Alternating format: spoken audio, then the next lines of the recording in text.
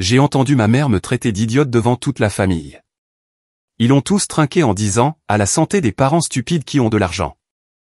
Un mois plus tard, ils ont organisé la fête de fiançailles de ma sœur dans ma maison de campagne, mais j'avais changé les serrures. Je m'appelle Rose et j'ai 35 ans. Je suppose qu'on pourrait dire que j'avais ce que la plupart des gens appelleraient une vie assez normale jusqu'à récemment. Je travaille comme responsable de compte senior dans une société de négoce en centre-ville à Paris. Le travail paie assez bien et me tient occupé, ce qui me plaît. Il y a 3 ans, j'ai divorcé de mon mari, Marc. Ce n'était pas un divorce houleux ou quoi que ce soit, juste une de ces situations où nous nous sommes éloignés l'un de l'autre. Nous n'avions pas d'enfants, Dieu merci, car cela aurait tout rendu beaucoup plus compliqué. La seule chose que nous avons dû partager était notre maison de campagne en Normandie. Elle se trouve à environ 1 heure de Paris. Rien d'extraordinaire, mais elle a 3 chambres et se situe sur un terrain d'environ 8000 mètres carrés. Marc n'en voulait pas, disant qu'il préférait de toute façon la vie parisienne, alors elle est devenue mienne dans l'accord de divorce. Au début, j'ai pensé que je vendrais la maison tout de suite. Je veux dire, qu'est-ce que j'allais faire avec une grande maison au milieu de nulle part? Je prévoyais d'utiliser l'argent pour m'acheter un bel appartement à Paris, quelque chose de moderne et proche du travail. Cela me semblait parfaitement logique. Mais ensuite, ma famille s'en est mêlée. Mes parents, Janine et Robert, ont tous les deux la soixantaine et sont encore assez actifs. Mon père a travaillé dans la construction toute sa vie, et ma mère était institutrice avant de prendre sa retraite. Ils ont toujours été du genre à mettre leur nez partout, surtout quand il s'agit de ma sœur et moi. En parlant de ma sœur, c'est Emma. Elle a 5 ans de moins que moi. Emma travaille dans une boutique du Marais et sort avec ce gars, Tristan, depuis environ 2 ans. Il a l'air assez gentil. Il travaille dans l'informatique ou quelque chose comme ça. Emma a toujours été la plus sociable de nous deux. Elle adore les fêtes, les rassemblements et tout ce genre de choses. Donc, de toute façon, quand j'ai mentionné la vente de la maison, toute ma famille a piqué une crise. « Rose, tu ne peux pas vendre cette belle maison », a dit ma mère quand j'en ai parlé au dîner du dimanche. « Pense à tous les souvenirs que nous pourrions y créer. »« Ouais, serait à ajouter Emma. Ça pourrait être notre lieu de retraite familiale. On pourrait y faire des barbecues et les fêtes de fin d'année. » J'ai essayé d'expliquer que je n'avais pas vraiment besoin d'une maison de campagne qui restait vide la plupart du temps. Mais ma mère a eu ce regard dans les yeux, le même qu'elle avait quand j'étais enfant.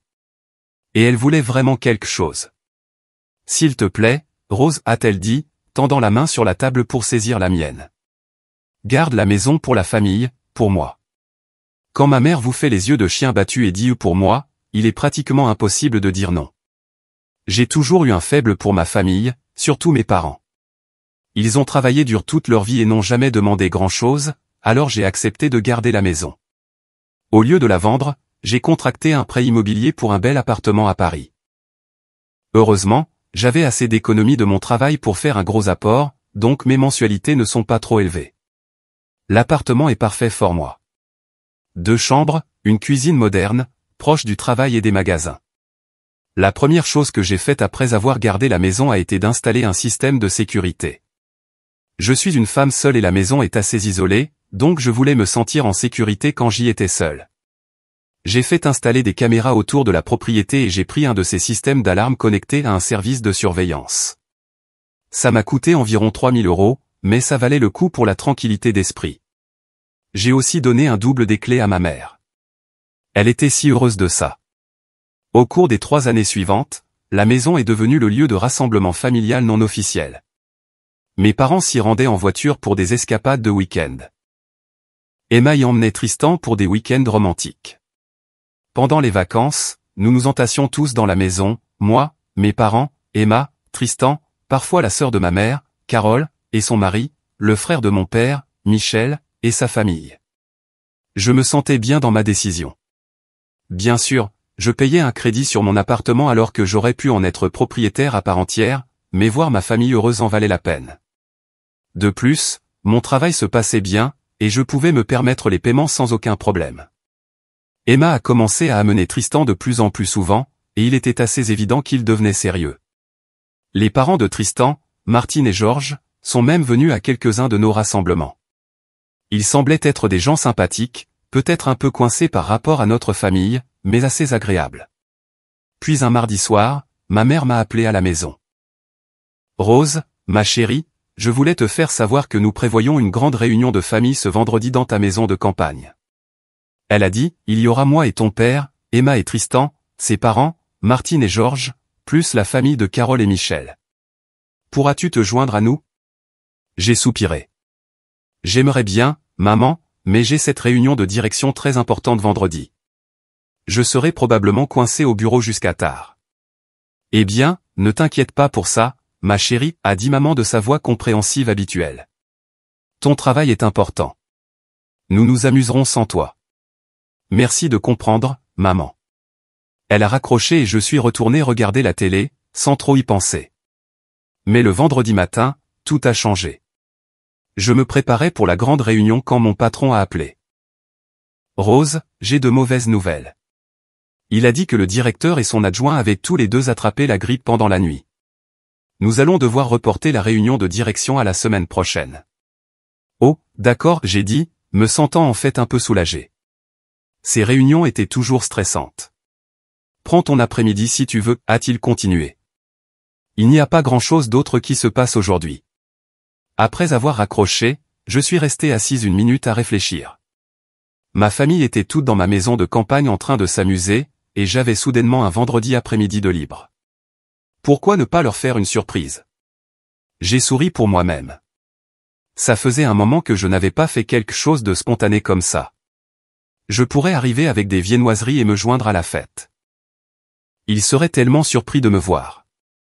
Je me suis habillé rapidement et j'ai conduit jusqu'à cette petite pâtisserie que j'adore en centre-ville.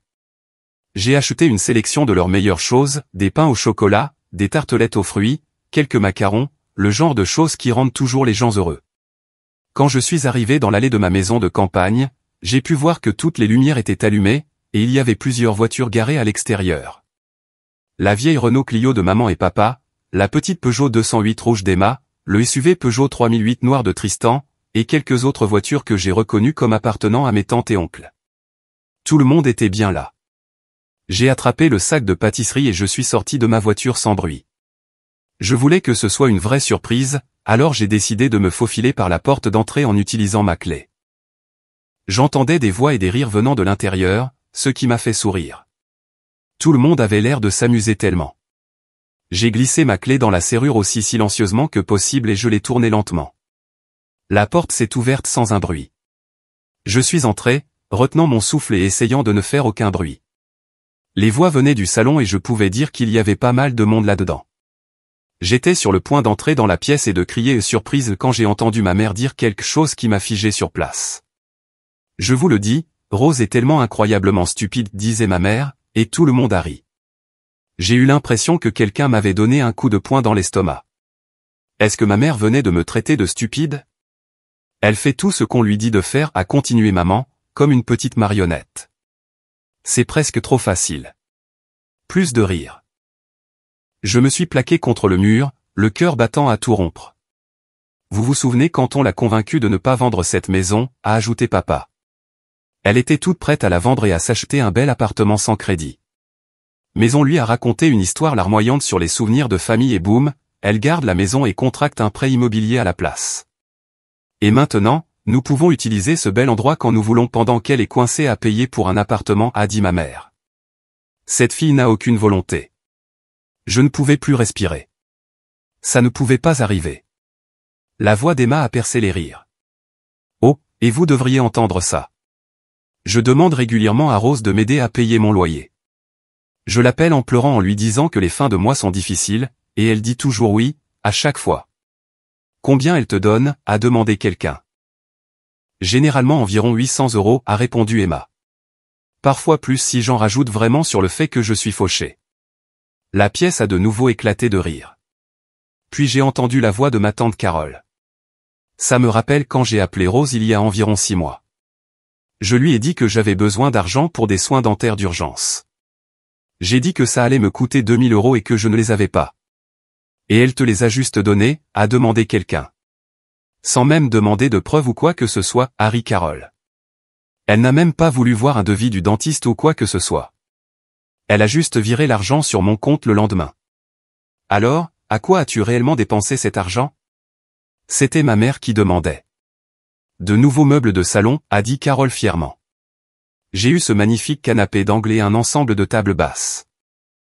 Rose a pratiquement redécoré mon salon pour moi. Tout le monde a trouvé ça hilarant. Puis mon oncle Michel a commencé à parler. J'en ai une aussi. L'année dernière, quand Rose pensait que j'avais des problèmes de voiture, elle m'a proposé de me prêter 1 500 € pour les réparations. J'ai pris l'argent et je l'ai dépensé pour un week-end à Deauville à la place. J'avais la nausée.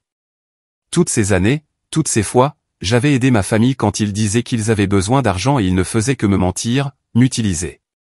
Puis j'ai entendu la voix du père de Tristan. Vous savez, c'est vraiment quelque chose d'avoir un membre de la famille comme Rose, a-t-il dit. Quelqu'un qui a de l'argent et qui le distribue dès qu'on le demande. C'est comme avoir sa propre banque personnelle qui ne pose jamais de questions. C'est exactement ce qu'elle est, a acquiescé ma mère. Un distributeur automatique de billets sur pattes. Le mieux, c'est qu'elle ne demande même jamais le remboursement. Elle le donne comme si elle était une sorte d'organisation caritative. Eh bien, nous devons continuer à profiter de la poule aux œufs d'or, a dit papa. On ne peut pas la laisser devenir trop maligne et commencer à nous dire non. La voix de ma mère est devenue excitée. En fait, ça tombe à pic parce que je pensais à notre prochaine grande demande. Emma et Tristan vont probablement se fiancer bientôt, n'est-ce pas, Emma? On en a parlé, a dit Emma. Tristan a regardé des bagues. Parfait, a continué maman. Quand ça arrivera, nous convaincrons Rose qu'elle doit payer pour le mariage. Je pense qu'on peut lui soutirer au moins 10 ou 15 000 € pour ça. Peut-être plus si on s'y prend bien. Comment allez-vous la convaincre de faire ça, a demandé quelqu'un. Facile, a répondu maman. On lui dira que c'est ce que les familles font les unes pour les autres. Qu'elle est celle qui réussit, donc elle devrait aider sa petite sœur à avoir le mariage parfait. On la fera se sentir coupable si elle pense même à dire non. J'ai entendu le bruit des verres qui trinquent. À la santé des parents stupides qui ont de l'argent, a dit quelqu'un, et tout le monde a ri et applaudi. Et à la santé de Rose, le cadeau qui n'arrête jamais de donner, a ajouté ma mère. Je suis resté là dans le couloir, serrant ce sac de pâtisserie, sentant que mon monde venait de s'effondrer. Ces gens, ma propre famille, pensaient que j'étais une idiote. Ils s'étaient joués de moi pendant des années, prenant mon argent, utilisant ma maison, et se moquant de moi dans mon dos. Toutes ces fois où je m'étais senti bien de les aider. Toutes ces fois où je m'étais senti nécessaire et apprécié. Tout était faux. Ils ne me voyaient pas comme généreuse ou gentille. Ils me voyaient comme stupide et crédule. Je me suis retourné aussi silencieusement que possible et j'ai marché vers la porte d'entrée. Je devais sortir de là avant qu'ils ne réalisent que j'étais dans la maison. Mes mains tremblaient si fort que je pouvais à peine tourner la poignée de la porte. J'ai réussi à retourner à ma voiture sans faire de bruit et j'ai posé les pâtisseries sur le siège passager. Mes mains tremblaient encore alors que je démarrais le moteur et sortais de l'allée. J'ai conduit lentement, essayant de ne pas laisser mes émotions me submerger jusqu'à ce que je sois en sécurité loin de la maison. Quand je suis finalement revenu à mon appartement, je me suis juste effondré sur mon canapé et j'ai pleuré pendant des heures. J'ai passé tout le week-end à penser à ce que j'avais entendu et à ce que j'allais faire à ce sujet. Une partie de moi voulait les appeler tout de suite et les confronter. Mais ensuite, j'ai réalisé quelque chose. Je devais attendre et voir ce qu'ils feraient ensuite. Ils venaient de faire des plans pour que je paie le mariage d'Emma. Voyons comment ça se passe. Je n'ai pas eu à attendre longtemps. 2 semaines plus tard, mon téléphone a sonné un mardi soir. C'était ma mère et elle semblait absolument ravie de quelque chose. Rose. Oh, ma chérie. J'ai la plus merveilleuse des nouvelles, s'est-elle exclamée. Emma et Tristan se sont fiancés. Peux-tu le croire? Tristan a fait sa demande hier soir avec cette bague magnifique. Emma est aux anges. C'est si gentil, j'ai dit, jouant le jeu, je parie qu'elle a été complètement surprise. Elle l'a été. Et Rose, nous voulons organiser une fête de fiançailles pour célébrer. Je pensais que nous pourrions la faire dans ta maison de campagne dans quelques semaines. Est-ce que ce serait d'accord? Voilà, ça arrive, j'ai pensé. Bien sûr, maman. Tu sais, la maison est toujours disponible pour les événements familiaux. Il y a eu une pause et je pouvais presque l'entendre se préparer pour la grande demande. Rose, ma chérie, il y a juste un tout petit problème, a-t-elle dit, et sa voix a soudainement semblé inquiète. Qu'est-ce qui ne va pas, maman? Eh bien, nous voulons rendre cette fête vraiment spéciale pour Emma et Tristan. Tu sais, avec un bon traiteur, des décorations et tout, mais nous sommes un peu à court de fonds en ce moment. J'ai dû me mordre la langue pour ne pas rire. Oh, non. C'est dommage. Je me sens terriblement mal de demander, mais nous avons besoin d'environ 5 000 € pour rendre cette fête vraiment belle. Pour le traiteur, les décorations, un magnifique gâteau de fiançailles. Je sais que c'est beaucoup d'argent, mais Emma ne se fiance qu'une seule fois, tu sais. C'était ça. Le plan exact que je les avais entendus discuter il y a 2 semaines. 5 000 €, j'ai dit, faisant semblant d'être préoccupé. Waouh, c'est beaucoup. Je sais, mais tu gagnes bien ta vie à ton travail, et Emma est ta seule sœur. C'est un moment si important for elle. Je pouvais pratiquement l'entendre retenir son souffle, attendant que j'accepte. Maman, j'aimerais pouvoir aider, mais je n'ai pas ce genre d'argent disponible en ce moment, j'ai dit. Je viens d'avoir des dépenses imprévues. Quelques réparations sur mon appartement que j'ai dû payer. Mon fonds d'urgence est pratiquement épuisé. Je pouvais dire qu'elle était déçue, mais elle essayait de ne pas le montrer. Oh, eh bien, et si Emma et Tristan, ton père et moi payons tout d'avance et que tu nous rembourses plus tard quand tu auras l'argent? Parfait. Ils étaient si prévisibles. Ça semble pouvoir fonctionner, j'ai dit. Allez-y, commandez tout ce que vous voulez pour la fête, et je vous rembourserai dès que je le pourrai. Vraiment? Oh, Rose, tu es un ange. J'appellerai les traiteurs demain et je mettrai tout en place. Ça me semble génial, maman. J'ai hâte d'être à la fête. Ça va être tellement merveilleux. Emma sera ravie. Après qu'elle ait raccroché, je suis resté assis en secouant la tête. Ils étaient si sûrs de m'avoir cerné, si confiants que je leur donnerais simplement 5 000 € sans poser de questions, comme je l'avais toujours fait auparavant. Eh bien, ils étaient sur le point d'apprendre quelque chose de nouveau sur moi. 2 semaines se sont écoulées et le jeudi, j'ai appelé le serrurier et j'ai pris rendez-vous pour qu'il vienne à ma maison de campagne le vendredi soir. Je lui ai dit que j'avais besoin de faire changer toutes les serrures, porte d'entrée, porte arrière, tout. J'ai fait en sorte de le programmer tard dans la soirée, quand personne de ma famille ne serait dans les parages. Le vendredi après le travail, j'ai conduit jusqu'à la maison. Effectivement, ils y étaient déjà allés pour décorer pour la fête du samedi. L'endroit était magnifique, en fait. Ils avaient mis des serpentins et des ballons, installé des tables, accroché des lumières partout. Ils avaient vraiment mis le paquet. J'ai presque eu des remords pour ce que j'allais faire. Presque. Le serrurier, un type sympa nommé Franck, est arrivé pile à l'heure à 19 h. Après son départ, j'ai traversé la maison une dernière fois, regardant toutes les décorations. Puis j'ai commencé à tout enlever. Chaque serpentin, chaque ballon, chaque dressage de table chic. J'ai tout fourré dans de grands sacs poubelles noirs. Quand j'ai eu fini, j'ai traîné les sacs jusqu'au coin de la maison où ils seraient visibles depuis l'allée hors du chemin. Puis je suis rentré chez moi pour attendre le spectacle du lendemain. Le lendemain matin, samedi, j'ai envoyé un SMS à ma mère. Salut, maman. Je suis vraiment désolé, mais je ne pourrai pas venir à la fête de fiançailles d'Emma aujourd'hui. Je me sens assez malade avec un rhume et je ne veux pas rendre tout le monde malade. Elle a répondu par SMS environ 1 heure plus tard. C'est bon, Rose. Remets-toi bien. C'était tout. Pas de gros, non. Est-ce que ça va, ou as-tu besoin de quelque chose, ou j'espère que tu te sentiras mieux bientôt. Juste c'est bon. Elle n'a même pas fait semblant de se soucier de ma santé. C'était comme si elle était en fait soulagée que je ne sois pas là. J'ai passé la matinée à me détendre dans mon appartement en attendant de voir ce qui allait se passer. J'ai commandé une pizza pour le déjeuner et je me suis préparé une bonne tasse de café. Puis je me suis installé pour regarder la télé. Vers 14 h, mon téléphone a commencé à sonner. C'était ma mère. Je l'ai regardé et j'ai souri, puis je l'ai laissé aller sur la messagerie vocale. Quelques minutes plus tard, mon père a appelé. Je n'ai pas répondu à celui-là non plus. Puis Emma a appelé. Non. Puis ma mère à nouveau. Toujours pas de réponse.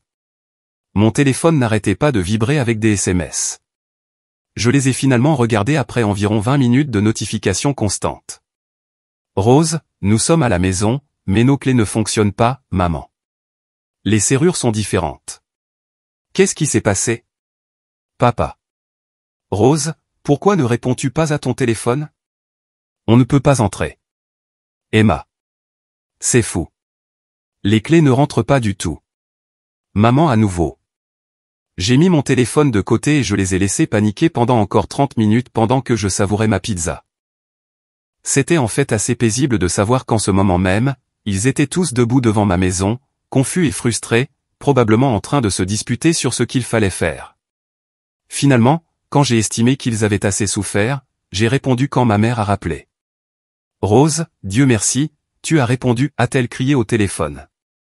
Nous sommes tous là à ta maison et nous ne pouvons pas entrer. Tous les parents sont là. Les parents de Tristan sont là. Les traiteurs viennent d'arriver avec toute la nourriture et nous sommes plantés dans l'allée comme des idiots parce que la porte ne s'ouvre pas. C'est bizarre, j'ai dit, en prenant une gorgée de mon café. Que veux-tu dire par bizarre? Il y a un problème avec tes serrures. En fait, il n'y a aucun problème avec elles, j'ai répondu. Je les ai fait changer hier. Il y a eu un silence de mort à l'autre bout du fil pendant environ 10 secondes. Tu as changé les serrures, a finalement balbutié maman. Pourquoi ferais-tu ça? Eh bien, je t'ai entendu me traiter de stupide il y a environ un mois, j'ai dit nonchalamment. Toi et tous les autres là-bas, vous vous amusiez bien de ma bêtise. Une autre pause. Rose, ma chérie, je pense que tu as mal compris quelque chose, a-t-elle dit, passant soudainement à sa voix douce. Nous ne dirions jamais quelque chose comme ça sur toi. Vraiment? Donc, tu n'as pas dit que j'étais incroyablement stupide et que je faisais tout ce que vous me disiez de faire comme une marionnette, j'ai demandé. Non, bien sûr que non. Tu as du mal entendre. Et Emma ne s'est pas vantée de m'escroquer de l'argent pour le loyer tous les mois. Plus de silence. Et Carole n'a pas ri d'avoir dépensé l'argent de mon urgence dentaire pour des meubles à la place. Rose, tu ne dis rien de sensé, a dit maman. Mais sa voix devenait tremblante. J'ai entendu toute la conversation, maman. Chaque mot. Sur le fait que je suis un distributeur automatique de billets sur pattes. Sur le fait que vous prévoyez de me faire payer le mariage d'Emma. Sur le toast que vous avez tous porté aux parents stupides qui ont de l'argent. La ligne est redevenue silencieuse. Je pouvais entendre des voix en arrière-plan. Probablement tout le monde demandant ce qui se passait. Écoute, même si tu as entendu quelque chose comme ça, a dit maman, finalement, tu dois comprendre que nous ne faisions que plaisanter. Nous ne pensions rien de mal. J'ai ri. Plaisanter? Tu penses que c'est drôle de me prendre des milliers d'euros tout en me traitant d'idiote dans mon dos? Rose, tu es ridicule. Nous sommes une famille. La famille s'entraide. Tu as raison, maman. La famille devrait s'entraider. Mais ce que vous avez fait, ce n'est pas de l'aide. C'est du vol. J'ai entendu la voix d'Emma en arrière-plan crier quelque chose et puis elle était au téléphone. Rose, tu te comportes comme une vraie peste, a crié Emma. Nous avons déjà décoré la maison. Tout le monde est là. La nourriture est là. Tu vas gâcher ma fête de fiançailles. En fait, Emma, j'ai déjà enlevé toutes tes décorations, j'ai dit calmement. Elles sont dans des sacs poubelles au coin de la maison. Tu peux les ramasser et quitter ma propriété. Tu ne peux pas me faire ça, a-t-elle gémi. C'est mon jour spécial. Ton jour spécial que tu t'attendais à ce que je paie tout en te moquant de ma stupidité. Ouais, je peux vraiment te faire ça. Nous allons défoncer la porte, a hurlé Emma. Non, vous n'allez pas le faire, j'ai répondu.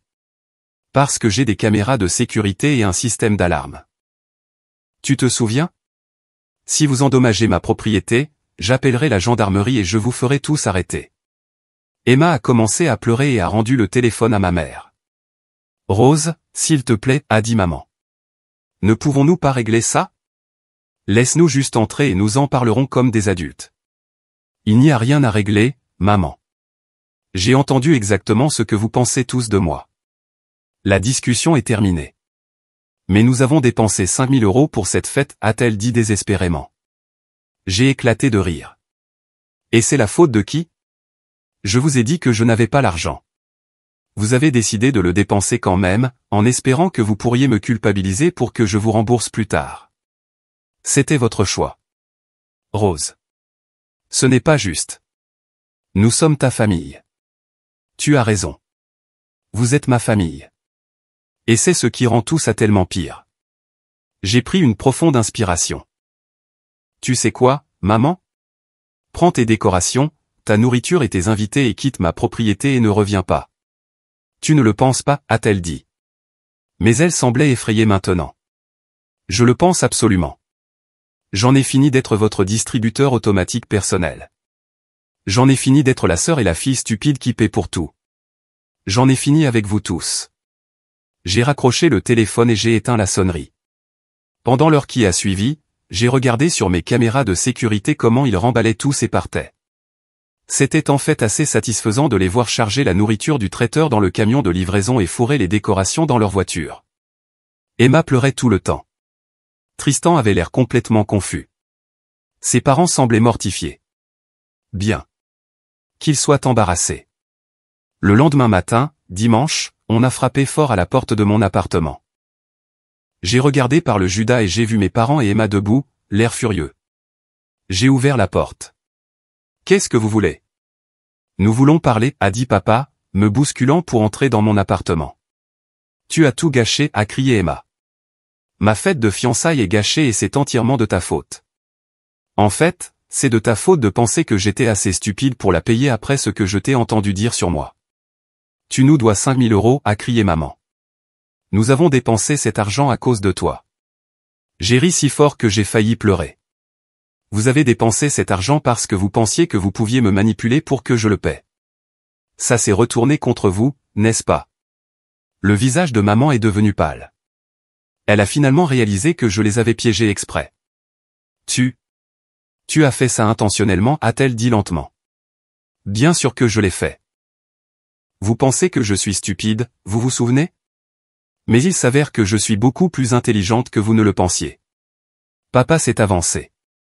Tant que tu ne nous présenteras pas tes excuses et que tu ne nous rembourseras pas cet argent, nous ne te parlerons plus.